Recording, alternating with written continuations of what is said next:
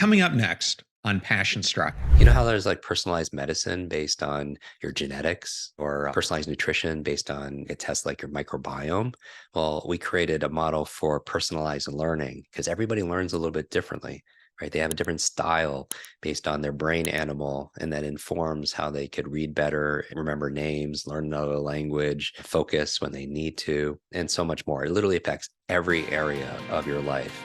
Welcome to Passion Struck. Hi, I'm your host, John R. Miles, and on the show, we decipher the secrets, tips, and guidance of the world's most inspiring people and turn their wisdom into practical advice for you and those around you. Our mission is to help you unlock the power of intentionality so that you can become the best version of yourself. If you're new to the show, I offer advice and answer listener questions on Fridays. We have long-form interviews the rest of the week with guests ranging from astronauts to authors, CEOs, creators, innovators, scientists, military leaders, visionaries, and athletes. Now, let's go out there and become Passion Struck.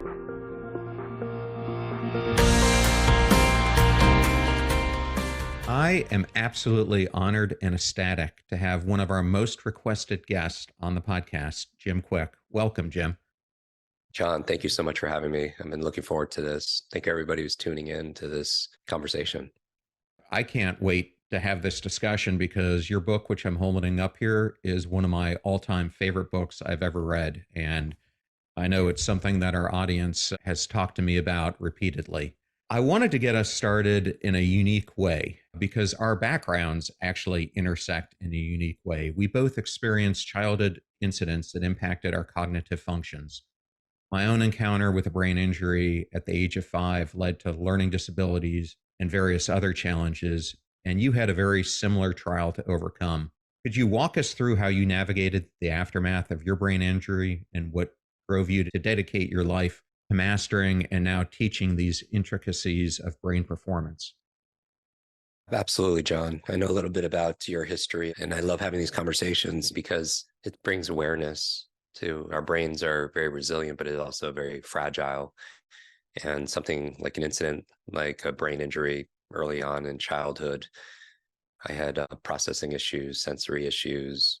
I had a lot of pain growing up, headaches, and just disorientation, poor focus, poor memory. Took me 3 years longer to learn how to read like all the other kids. And that was really in the beginning when you're forming your personality, it really made me insecure, a lot of self-doubt, a lot of embarrassment.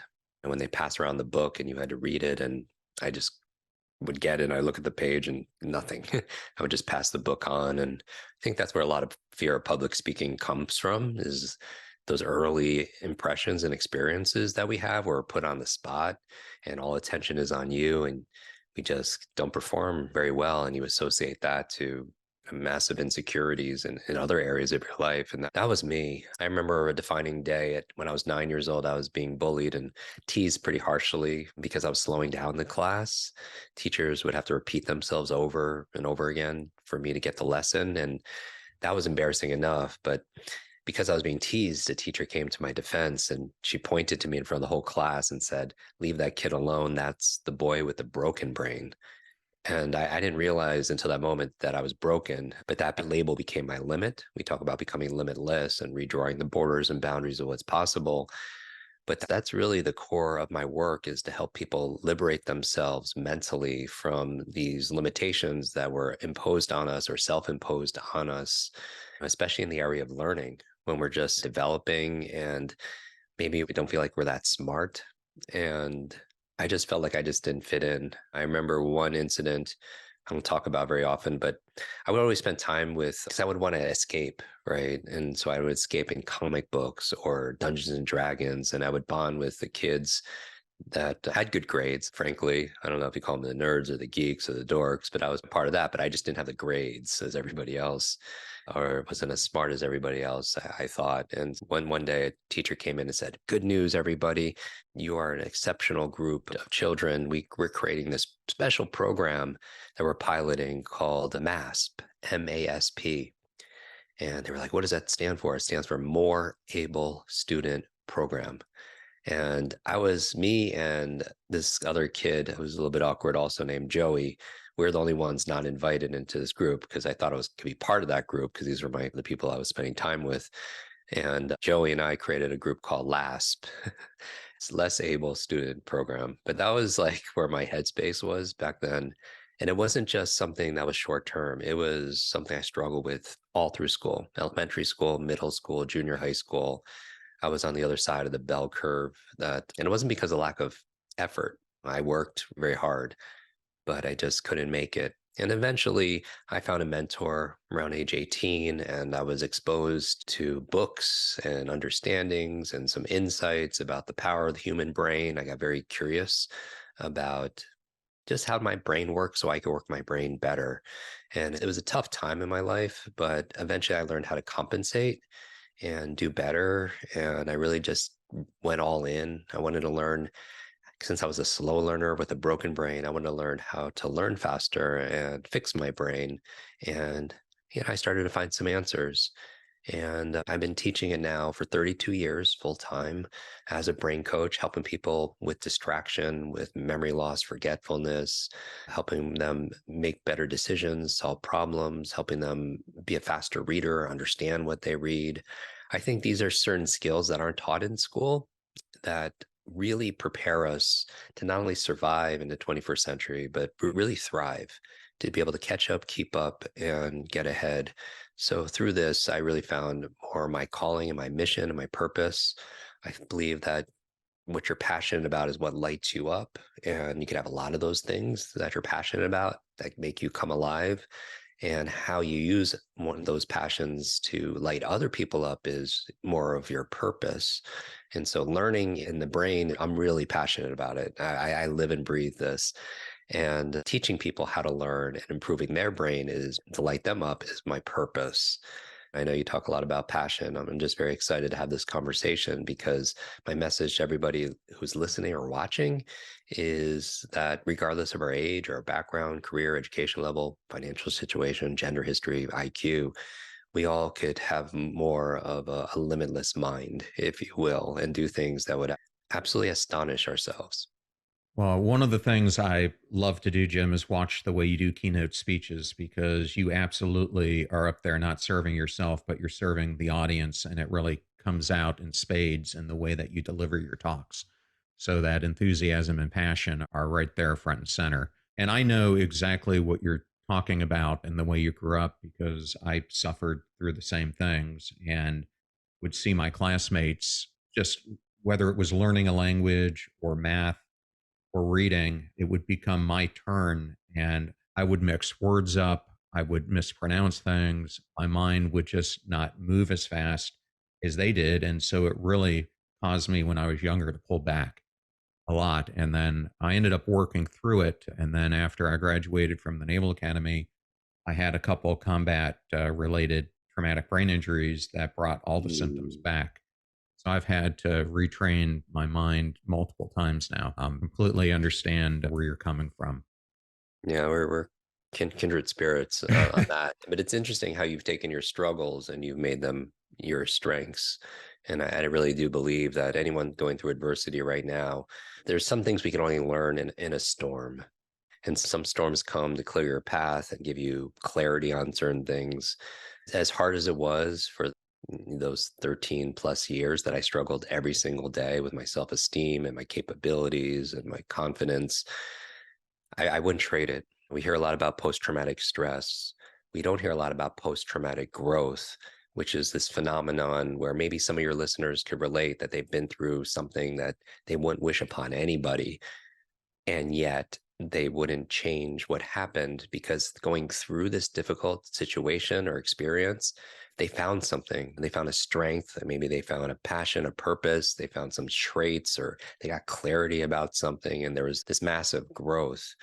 My two biggest challenges were learning. And because my learning was so difficult, public speaking was a big challenge because I wouldn't want the spotlight because I just never knew the answers, right? I would do a book report, but if a teacher asked me to go out in the front of the class and talk about it, it wasn't even just a fear, it was a phobia of public speaking where my heart, even thinking about it, my mouth is getting dry, my heart's beating faster, and I relive it. But it's interesting, public speaking and learning being my challenges, because what do I do every single day? I'm on stage, public speaking on this thing called learning, right?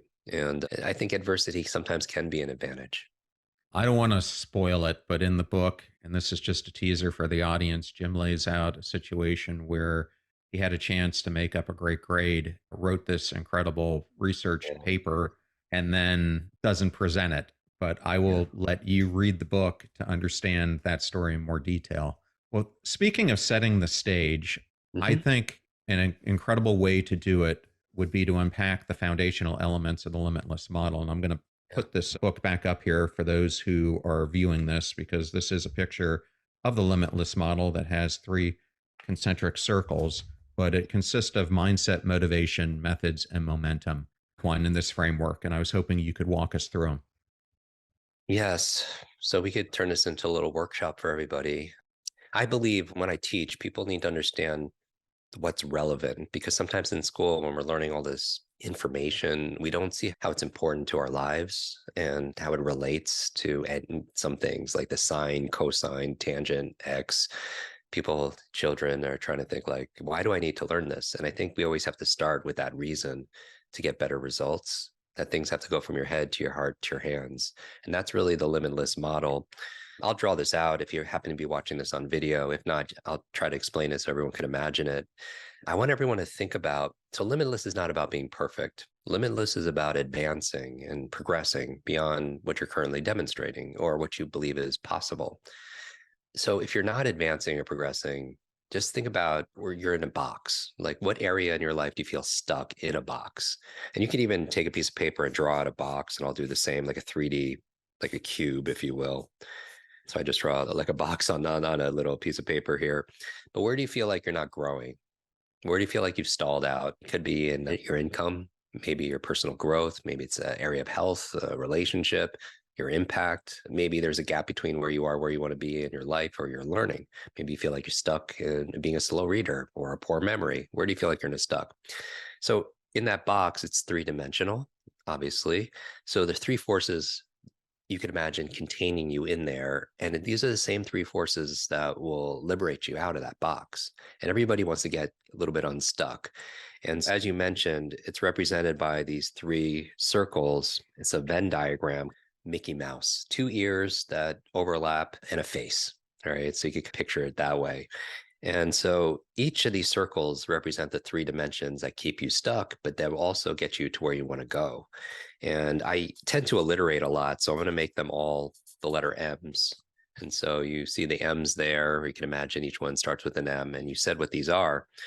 The bottom one are the methods, and everybody wants to know the methods for, I don't know, starting a business or social media marketing, or maybe sales, or the methods for having great health, a great relationship. But I realize, John, that a lot of people know what to do, but they don't do what they know they should do. And that knowledge is not power. It has the potential to be power. It only goes powerful when we put it to use, when we apply it. And so why don't we use the methods? We have to look at the ears, the two circles that precede it. And the first one, as you mentioned, is your mindset. Now, let's unpack this. Your mindset, for me, the definition are the set of assumptions and attitudes you have about something. So at events, I'll do these demonstrations if there's a little bit of time, and we'll pass around a microphone to the audience, and they'll introduce themselves, and I'll memorize their names, maybe like 50 or 100 people's names. And I don't do this to impress them. I do this to express to them what's possible, because the truth is, every single one of your listeners right now, they could do that too, regardless of their age or their background. It's just we weren't taught. Automatically, when I say that, some people are like, that's no way. I can't do that. I could barely remember what I read or remember one name. And it's total BS. They're belief systems, right? And I call them lies, LIE. And I use a lot of acronyms, so it's easy short form to memorize it. LIE is a limited idea entertained. It's a limited idea that you're entertaining, you're giving energy to, right? And one of those is that genius is born, and people think that. And after doing this for a few decades, and we have students in every country in the world, we get a lot of feedback. And it's been my experience that genius is not born, it's actually built.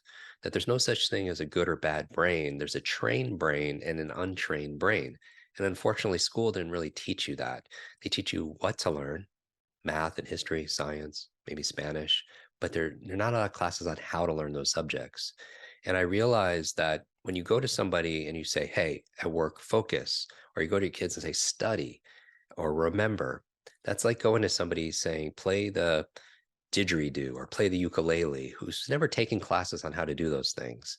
Well, we certainly haven't had those classes either. And that's why I wrote this book, because I think the most important skill set to master today is learning how to learn. Because if you can learn how to focus and read faster and understand what you read and retain information and apply it, you could apply it towards everything in your life. Every area of your life gets better because it's that lead domino that makes everything after it easy, right? Once you put that into place. So we start though with our mindset, because at these events, people often pull me aside and say, Jim, I'm so glad you're here as a memory coach. I have to tell you, and they're whispering, and I just feel like I don't feel like that I'm smart. Or they'll say, I have a horrible memory, or I'm too old. And I always say, stop. If you fight for your limitations, you get to keep them. Because these are assumptions and attitudes, a mindset about what they believe is possible for them, what they believe they're capable of, what they believe that they deserve. So someone could learn a great method for, I don't know, relationships, but their mindset is that they don't deserve to be loved, right? And they're still stuck in that box. Or they could learn a great method for making money online or something like that. But if their mindset is, you have to hurt people to make money, or money is the root of all evil, or whatever, they're still going to be contained. So that's why we start with mindset and give them strategies to be able to unlimit that negative self-talk, because it's been my experience, John, if people fight for the limitations, they get to keep them, right? That they're theirs, meaning that your brain is this incredible supercomputer, and your self-talk and your beliefs are the program it will run. So if you tell yourself, I'm not good at remembering names, you won't remember the name of the next person you meet, because that's how powerful your mind is. You program your mind to not remember that.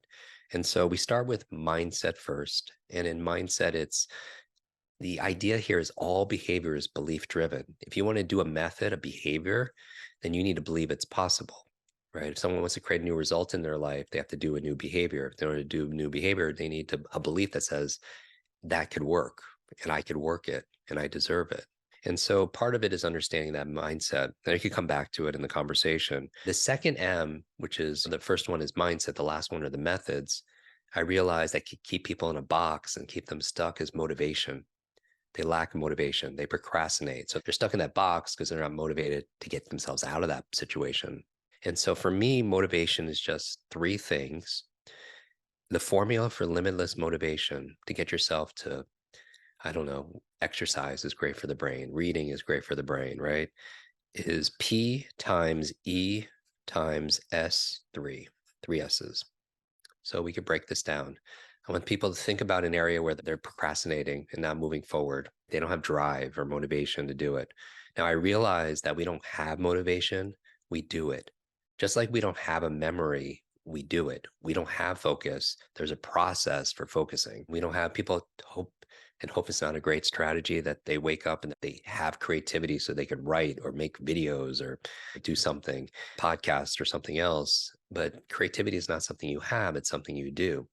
So one of the first principles in Limitless Expanded is taking the nouns in our life and turn them into verbs. So you don't have focus, you do it. It's a verb. There's a process for focusing. You don't have a memory. There's a process for remembering something. You encode it, you store it, you retrieve it.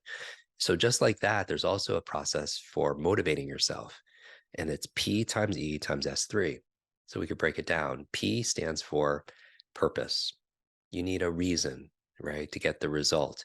And purpose for me is like a set of emotions. So I'm touching my heart right now, because you could have a goal in your head and KPIs and vision here, but if you're not acting with your hands, three H's, head, heart, hands, then check it with the second H, which is our heart, right, which is symbol for emotions. Because we're not logical, we are certainly biological though. If you think about dopamine and oxytocin and serotonin, all these endorphins, we're this chemical feeling soup, and that provides the fuel to move forward. So purpose is something a lot of people say, oh, maybe they see me on social media with Oprah or Elon, and they're like, the question I always get is like, how did you connect? How did you bond with these individuals? And the answer is that we bonded over learning. We often bond over books, right? Because they are where they are, because they're relentless readers and learners. And so even Warren Buffett reads like 500 pages a day. So knowledge today is not only power, it's profit, but you can know that intellectually that it's good, that learning more is good for your brain, for your career, for your income. But still, if you don't feel it, you're not likely to do it. And so I just want to remind people that pain and pleasure could be signals and be useful support to be able to give you purpose. Like, who's counting on you to be at your A game today? What are the rewards that come from following through and remembering this name or reading this book? And what's the pain that comes from forgetting things? Like, if you lack purpose, what's the pain that comes from not being educated on your industry? And if you allow yourself to feel it, you're more likely to do it. Now, somebody could have limitless purpose and still be not motivated because they lack E, which is, of course, energy. If, let's say, I think reading is so important because that's a wonderful way to create. I know you talk about neuroplasticity in your show. Neuroplasticity is your brain is very malleable, and then you can make new connections even as you age. So you could grow older, but in a lot of ways, you could grow wiser. And the key for neuroplasticity is the same as building your body. If you want to build your muscles, you give it two things: novelty and nutrition. And so, same thing with your mental muscles. You give it something new and then you give it nutrition. But if you're not reading, for example, each day, maybe you had a big processed meal and you're in a food coma and you're tired. And somebody who's tired is not going to be very motivated to work out or to read or to make those sales calls. And so in the book, we talk about the 10 levers for brain energy. And who doesn't want, if people suffer from mental fatigue, we talk about the best foods for your brain, how to optimize your sleep, and so much more. And then finally, you could have limitless purpose and limitless energy and still not be motivated because you need the final part, which is often neglected, which is S3, small, simple steps. Because the other thing that could make you procrastinate, even if you have purpose and you feel the reasons and you have lots of energy, is this thing that you're going for might be too intimidating. It might be too big. Like, I want 100,000 followers, or I want to create the next unicorn, or have this perfect six-pack body. For somebody, it can be too big of a leap and confusing, and a confused mind doesn't do anything. So how do you simplify it? Small, simple step. So maybe it's not exercising an hour a day, too big. So that's why people procrastinate if they don't do it. Small, simple step is like putting on your sneakers, right? Your workout gear. That's a small, simple step. Maybe reading 30 minutes a day is a big jump. So, small, simple step, opening up a book, reading one line in a book. We have our own podcast also as well, all about brain performance. It's a 20-minute show. And we had a biological dentist on recently talking about oral hygiene, good for your brain health. And we're talking about flossing. And I know you, John, have a big love and interest in behavioral, right? You want people to make behavioral change, which is where I really respect that because I feel like we don't know it unless we're doing it. A lot of people know what to do, but they're not doing it. So I don't feel like they really understand it unless they could implement it. But if they're not flossing or kids aren't flossing, maybe a small, simple step, flossing one tooth, because nobody's going to stop at one tooth. And how you find your S3, and I'll wrap it up here. One magic question that I ask myself probably a good 5 to 10 times a day.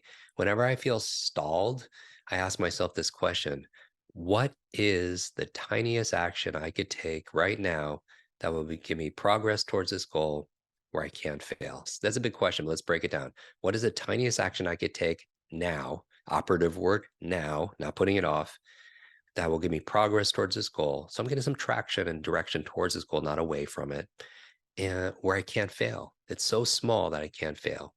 And so flossing a tooth, getting your kids to put one sock in a hamper, reading one line in a book, putting on your running shoes, those are small, simple steps. And I believe inch by inch, it's a cinch.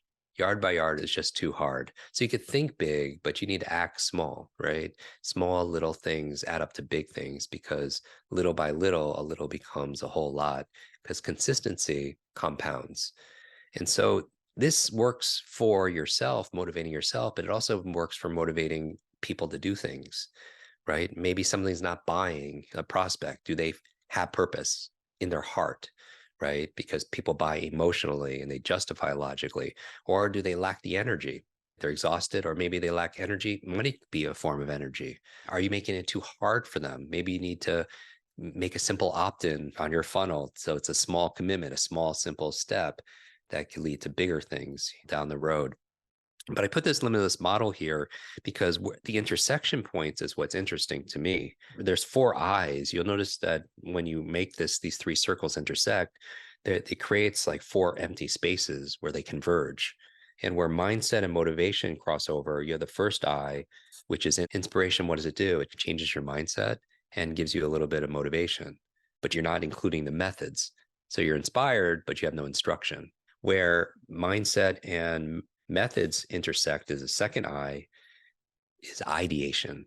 You have the mindset that it's possible and that you're capable of it, and you know what to do, the methods, but it just stays an idea because you lack the motivation. So that's ideation. And then where motivation crosses over with methods, this is a big one, is a third eye, which is implementation. You're motivated, you have purpose and energy, and you have the method, you know what to do. So you're going to implement, but you could still be stuck in that box because that box is containing your mindset. You might not think it's possible that you deserve it or some kind of constraint there. And then finally, right in the middle where all three M's intersect, you have the fourth eye, and I call that integration. This is where you're truly limitless, you're integrated. It's just your identity could be another word you could use for that fourth eye. It's just who you are. And so the reason I put this here is because I believe to be truly limitless, right?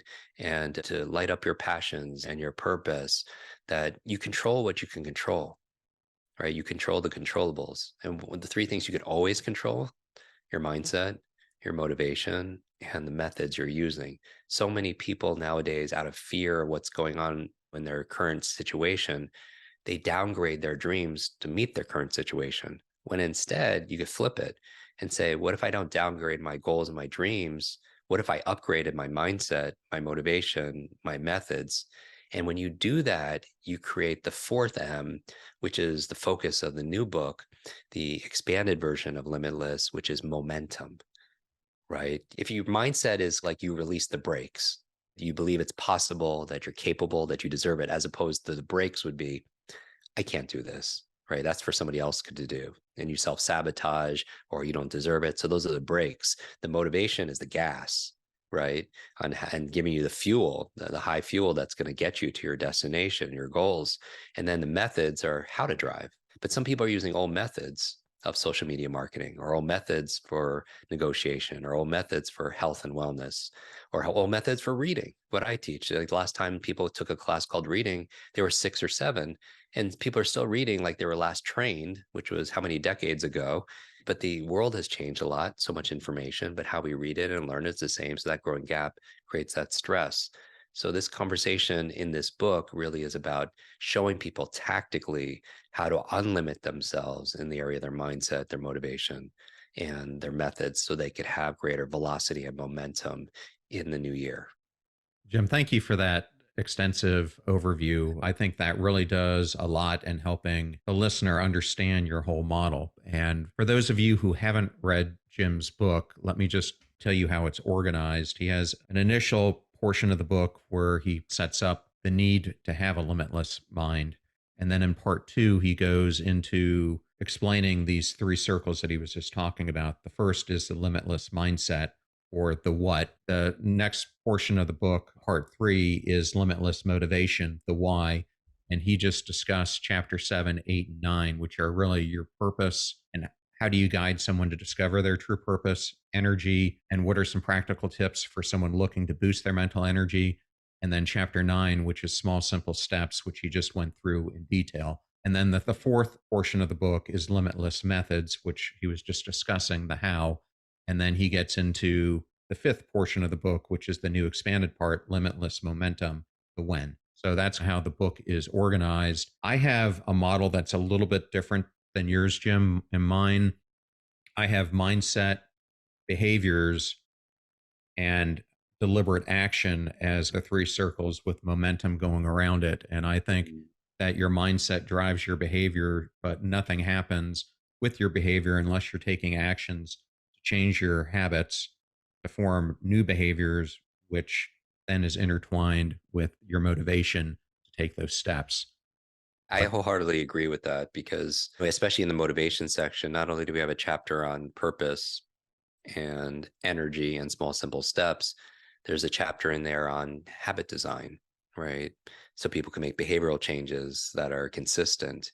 Also, how to access flow states, that state where you feel your best and you perform your best and you lose sense of yourself, sense of time, and things almost become effortless. So these are accelerators for motivation that could help unleash more fuel for that momentum that we all want. And then in the momentum part, we talk about new chapters on, hey, these are nootropics. I've never talked about brain supplements in my 30-year career, but we highly research this and list all the human studies about nootropics, brain supplements that could actually positively affect your focus, your memory, your mood, so you feel better, and also give you mental energy for people who struggle with brain fog or mental fatigue. We had a section on artificial intelligence, how to use AI to enhance your HI, your human intelligence, because that can provide more momentum. We talk about learning agility at work, so you can be more like you're physically agile, quick and fast, and you're flexible. But how do you do that mentally at work so you can get more done in less time? We talk about the brain types, which I'm most excited about. I feel people get them from the book. It's going to be the biggest takeaway. We introduce a new model for cognitive types where I associated fun animals, which that represent the four different brain codes. And once you know your brain animal, you have so much power to be able to navigate this world of this fast pace where you need to adapt based on your strengths, and how to hire based on brain code, how to communicate based on your brain code, how to learn and read. It's how there's like personalized medicine based on your genetics, or personalized nutrition based on a test like your microbiome. Well, we created a model for personalized learning because everybody learns a little bit differently, right? They have a different style based on their brain animal, and that informs how they could read better, improve, remember names, learn another language, focus when they need to, and so much more. It literally affects every area of your life. Yeah, such a great chapter. And what I wanted to do was to sporadically go through a few of the Yeah. concepts from the book. So I'm going to start out with Why This Matters Now, which is the title of chapter 2, which seems especially pertinent now in our fast paced world. You start this chapter off by saying that you're a firm believer that we all have incredible superpowers waiting to be awakened. And I know, and anyone who follows you knows you're a huge fan of comics and superhero movies that all have these supervillains in them. What are the modern day supervillains that are keeping us from our potential? So we talk about in the book four, and I call them the four horsemen of the mental apocalypse, right? They're driven by technology. Technology hasn't created them, but it has surely amplified them exponentially. And these are the things that hold you back in your productivity, your performance, your profitability, and certainly your peace of mind. So the first one is digital deluge. And this is the information overload we talked about. The amount of information is doubling at dizzying speeds, right? But how we learn it and retain it, read it, it's the same. So that growing gap creates something called information anxiety. Symptoms of this are things that we could all relate to: higher blood pressure, a compression of leisure time, more sleepless nights, because we're just drowning in information. You buy books and they sit on your shelf unread, and it becomes shelf help, not self help, right? We're buried in emails and messages and reports and research. It's like taking a sip of water out of a fire hose. So the methods chapter fixes that because it shows you how to accelerate your learning, how to study better, how to read faster and understand what you read to overcome digital deluge. The second one is digital distraction. And this is a big one. How do you maintain your concentration in a world full of rings and pings and dings and app notifications and social media alerts, right? And so we talk about how to fix that in the methods by talking about harnessing the superpower of focus. And there's a whole chapter on how to have incredible laser like focus to catch up, keep up, and get ahead. The third one is digital dementia. And this is a term in healthcare. I didn't make it up. It's the high reliance on our external devices to do the remembering for us. Like, John, how many phone numbers did you used to know growing up? Probably 15 to 20, Yeah. So, like a lot. How many do we know currently, today, current numbers? maybe a handful. Yeah. And I don't want to memorize like 100 or 200 or 500 phone numbers, but it should be concerning that most people think that they've lost the ability to remember one number or a PIN number or a passcode or a seed phrase or something they just read. I believe two of the most costly words in our life, I forgot. Think about the consequences of saying, I forgot where I put it. I forgot that to go to that meeting. I forgot what I just read. I forgot what I was going to say. I forgot that conversation I had. I forgot that person's name. It just goes on and on. We lose time. We lose productivity. We get hurt a relationship, lose a sale. On the other side, memory, which is the largest chapter, how to remember in the book, memory could be as a force multiplier. Memory can make you money. If you can easily remember names and faces, client information, product information, sales scripts, give presentations without using notes or a teleprompter. In the expert economy, knowledge is not only power, it's a lot of profit. So we fix it with the chapter on memory. And finally, the fourth supervillain after digital deluge, digital distraction, digital dementia is a term I coined called digital deduction. And this is where technology is a lot of times it's doing the thinking for us. So we go on autopilot. Even a simple example, getting from here to there, before there was GPS on our phones, we would need to build a visual spatial intelligence, right? To know where we are in time and space. Yet how many people automatically they go to their phone or they go to Waze and they just didn't be able to get there, but it's convenient. Technology, absolutely. It allows this conversation you and I are having to happen. I love technology, but you have to balance out the convenience with how it could cripple you. A simple example is if you have to go to the bank and it's 8 blocks away, a lot of people jump in their car when they could have got their steps in. So there's a physical toll because if you put your arm in a sling for a year, it wouldn't grow stronger. It wouldn't even stay the same. It would atrophy, right? And so your brain is like a muscle. It's use it or lose it. If your office is on the fourth floor or your apartment's on the fourth floor and you use the elevator every single time and you don't get those steps in, yes, it's convenient, absolutely. But there's also a physical toll that we're paying also as well. So in a world full of AI and technology and internet, what I'm saying is you want to keep mentally sharp more than ever. You want to cultivate your focus, your memory, your critical thinking skills, your ability to process information rapidly, because that's how you're going to really catch up, keep up, and get ahead in the information age. Thank you for sharing that, Jim. And I'm going to jump to the last portion of your book. But before I do, I just wanted to mention that chapter 13 is a great chapter that I love because it's on your memory. And it's something I use or refer to a lot because as I'm preparing for a keynote speech or I'm thinking about what I want to say on a podcast episode where I'm being interviewed, I use Jim's approach of thinking about my living room. As I'm doing the tour around the room, I use different objects along that tour to help me remind myself of the major points that I want to cover. And I then, appreciate that, John. Like what you're talking about is something called the mind palace or a memory palace, where we teach people a fun exercise they'll see in the book for people who want to give a toast at a wedding, or they have to give a presentation on a stage, or go do an interview or client in a sales call, that we take the maybe 10 or 20 points to your speech and we strategically place them using our imagination in different parts of our home. And then we walk you through your home when you need to give the presentation and you remember all the different points. And it's a 2,500-year-old memory technique credited to ancient Greece, where orators and poets would remember things based on where they placed them on their body, or you could do it for your office, you could do it in your car, take places you're extremely familiar with, take the idea that you want, turn it into a picture, and place those pictures around your environment. And it's a wonderful way to keep the notes inside your mind. And it's a wonderful way to learn. I find it extremely helpful. And like you, I read a lot. You have to if you're a podcast host. I read probably 100 to 120 books a year. Wow. Speed reading is something that's extremely important to me. I thought I read fast until I read that President Kennedy used to read between 500 and 1,200 words per minute, which is insane. But chapter 14, Jim covers everything that you would need to know on how you speed read.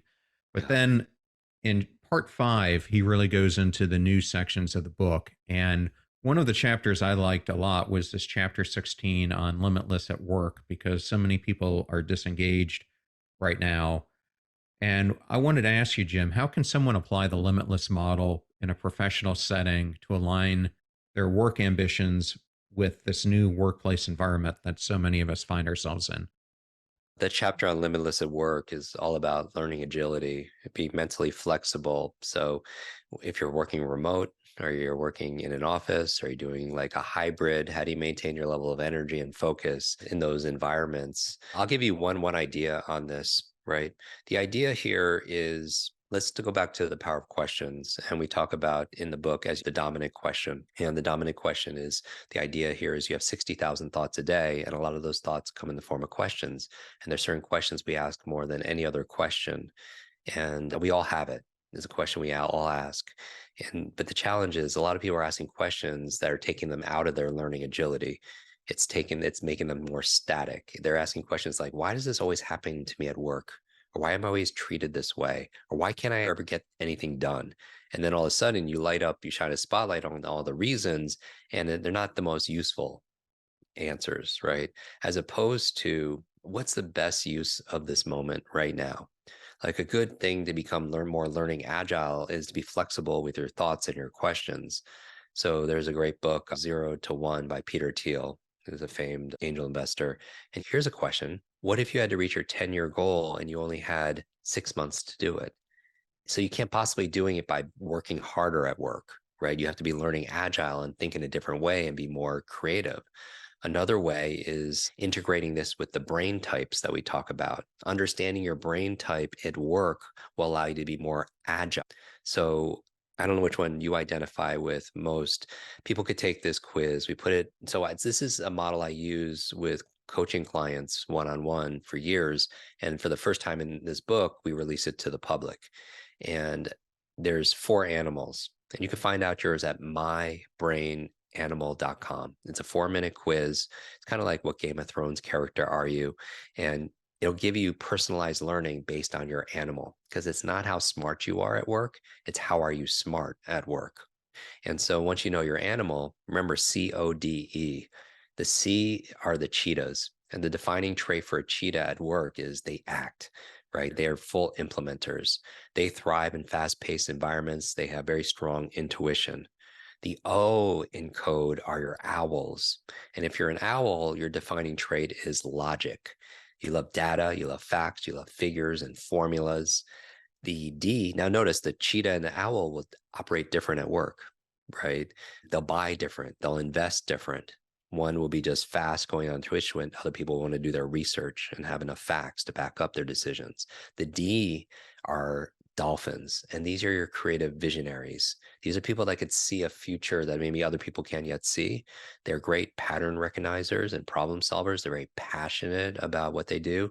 And finally, the E are your elephants, and they have high levels of empathy.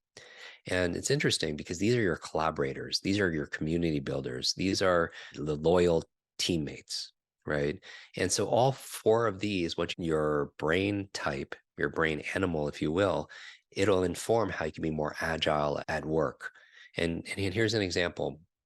We had our entire team take the assessment, the same one at the mybrainanimal.com. 100%, John, of our customer service team are elephants. High levels of empathy. They want to be supportive. They're extremely loyal. They're community builders. Our CFO, financial advisor, is an owl. Happens because you go to where you're the role and responsibility of your strength naturally, because that's your element. My business partner of 20 years, our CEO is a dolphin, holds the vision for the whole company, right? And so it's interesting once you understand your brain type, because it takes the judgment off of yourself, because you know how you're smart, your strengths, and you could hire and surround yourself by other animals who complement you also. And then also informs a cheetah reads differently than an owl who's looking for all the details. Cheetah's kind of sprinting through and skimming. A dolphin visualizes what they read. An elephant is feeling where the author is coming from different points of view. So based on your animal type, we give you a map per animal on how to maximize your animal traits. So that all the research is in the book. We pull from areas that you've studied, like positive psychology, personality types like Myers-Briggs, left brain, right brain dominance theory, multiple intelligence theory out of Harvard, introvert, extrovert, learning styles, visual, auditory, kinesthetic. So we meld it and synergize it into this one kind of quick quiz. And yeah, I would challenge everyone actually to take the quiz, and we give you some nice AI art based on your animal type, and they can post it. and tag us both on it on social media. And I'll repost some of my favorites. I'm curious, like what your listeners are mostly. So I'd love to be able to see that. Yeah, I love it. And we're almost out of time here. And the thing I loved about Jim's book and the thing that makes it so difficult to interview him about it is I could do an interview with him on each and every chapter in the book. So to boil this down is really difficult, especially these four new chapters that he has. Jim, if someone wants to know more about you, and I know you are everywhere, where is the best place for them to go? Jim Kwik Central. So I believe that there's just small, simple steps that hopefully this is not the end of this conversation. There are three things I would recommend that everyone could easily do. We have a podcast. You could just search my name in any podcast app, Jim Kwik. You just have to spell it right, Kwik. It's my real last name, my father's name, my grandfather's name. I didn't change it to be a speed reading teacher. On YouTube is probably the funnest place because we put new content there in podcasts. Number two, the book. Limitlessbook.com. When you get it there, we have links to Amazon and Barnes & Noble everywhere there. But when you submit your receipt there, we give you a 13-day speed reading memory program as my gift. So highly recommend you go there to get it. We donate 100% of the proceeds to charity to build schools for children around the world. And the third area is mybrainanimal.com. Take that simple quiz and share with the community what animal you are. And I'll actually repost some of my favorites and gift out a couple copies of the book to your community randomly, just as a thank you for having me on your show. Well, Jim, it was such an honor to have you. Thank you so much for being here today, and congratulations on this updated version of your incredible book. Thank you so much, John. I appreciate you. Be limitless, everybody. What an incredible interview and honor it was to have Jim Kwik today. And I wanted to thank Jim Hayhouse and Alyssa Fortunato for bringing him on today's show, something I've had so many requests from the audience to do. So I was so happy we could do this today. I have some exciting news that my brand new book, Passion Struck, is now available for pre-order. You can find it at passionstruck.com/passionstruck book. And if you buy it there, I have 5 amazing gifts that are valued at over $300 that you will get to use before this book comes out. Please go and check it out. You won't be disappointed. You're about to hear a preview of the Passion Struck podcast I did with Dr. Lynn Matreson, who's the Chief Science Officer of the Pancreatic Cancer Action Network, known as PanCan. And in that interview, we go through some very important topics, including the importance of early diagnosis and new ways that early diagnosis is being done for pancreatic cancer patients, some of the new novel treatments that are coming out and advancements that are being made almost weekly to help combat this deadly disease. We'll discuss the importance of educating high-risk communities and why your advocacy matters so much. Immunotherapy, the KRAS targeted therapy, and then things that disrupt that dense stroma that is characteristic of pancreatic cancer, things that will loosen that up and let drugs in better and let things work better as a third area of research. And I think if we can learn how to use those three approaches, those things that make pancreatic cancer so difficult to treat, then we can get to the point where we can really start to control it and see lots of cases of long-term survivors. The fee for this show is that you share it with family or friends when you find something useful or interesting. If you know someone who wants to make themselves limitless, then definitely share today's episode with Jim Kwik. The greatest compliment that you can give us is to share this show with those that you love and care about. In the meantime, do your best to apply what you hear on the show so that you can live what you listen. Now, until next week, go out there and become passion struck.